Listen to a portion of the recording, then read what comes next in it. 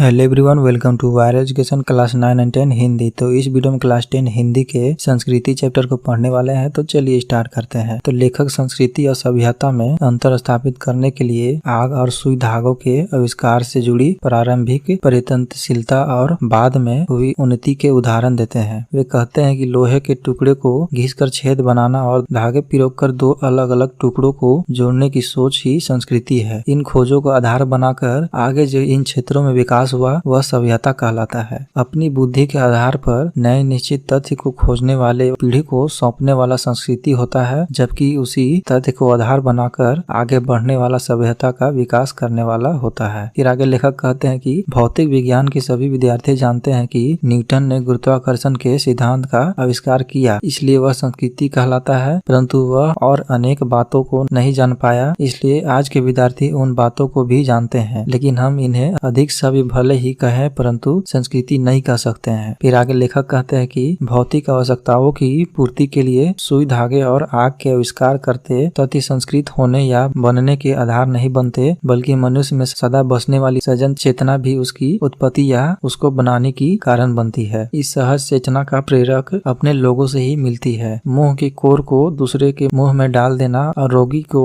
रात भर गोद में लेकर बैठे रहना, इसे ही चेतना कहते हैं। फिर आगे लेखक कहते हैं कि 2500 वर्ष पहले बुद्ध का मनुष्य तो तृष्णा से मुक्त के लिए उपयोगी को खोजने में घर त्याग कर कठोर तपस्या करना और कार्ल मार्क्स का मजदूरों के सुखद जीवन के सामने पूरा करने के लिए दुखपूर्व जीवन बताना और लेनिन का मुश्किलों से मिले डबल रोटी के टुकड़ों को दूसरे को खिला देना, यही संस्कृत से चेतना बनने का उदाहरण है। आगे लेखक कहते हैं कि खाने पीने, पहनने ओढ़ने के तरीके, आवागमन के साधन से लेकर परंपर मर कटने के तरीके भी संस्कृति का ही परिणाम का उदाहरण है। फिर आगे लेखक कहते हैं कि मानव हित में काम न करने वाली संस्कृति का नाम असंस्कृति है, इसे संस्कृति नहीं कहा जा सकता। यह निश्चित ही असभ्यता को जन्म देती है। मानव हित में निरंतर परिवर्तनशीलता का ही नाम संस्कृति है। यह बुद्धि और विवेक से बना एक ऐसा तथ्य है जिसकी कभी दल बांधकर रक्षा करने की जरूरत नहीं पड़ती। तो यही था संस्कृति चैप्टर। तो इसी तरह से आप लोग को एनिमेटेड वीडियो के माध्यम से सारे चैप्टर और सारे सब्जेक्ट को पढ़ाए जा रहे हैं, इसलिए चैनल को सब्सक्राइब करें और अपने दोस्तों के साथ भी शेयर करें। तो वीडियो को देखने के लिए बहुत बहुत धन्यवाद। Thank you.